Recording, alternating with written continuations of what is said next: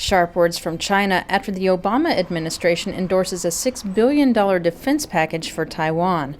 The angry tone of Beijing's response, which called the move a crude intervention in China's internal affairs, was not unexpected, but the substance signals increasingly troubled Sino-U.S. relations. The new part of the Chinese threat is the idea that China could put sanctions on American companies that are operating in China, mainly manufacturers of the arms that are included in the arms package. Welcome to Dispatch. I'm Marla Dial. Washington's relationship with Taipei has always been a problem point for Beijing, which views Taiwan as a breakaway province.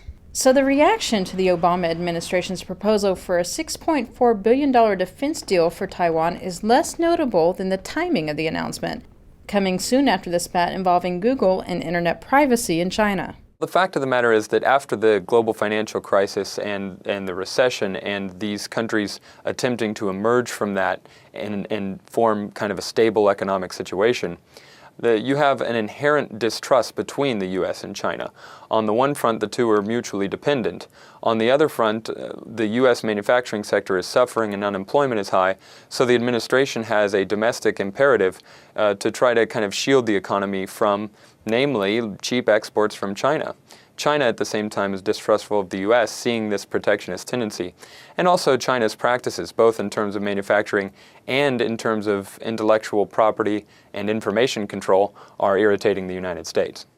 China's threatened to sanction defense companies and cancel some talks with military officials unless the Taiwan arms deal is called off. But Stratfor analysts say China can ill afford to alienate too many large American companies, since in this country, the economy is closely tied to social and political stability. Trade relations will continue to be a sticking point, but the next chapter in this story could play out in another arena altogether. At the moment, the United States has its hands full in the Middle East and is trying to cultivate an international consensus on punishing Iran for not giving enough information on its nuclear program. So what the U.S. would like to see out of China is more leadership on the issue of sanctioning Iran. And China simply is not willing to do that. And so there's another area where we could see the two flare up.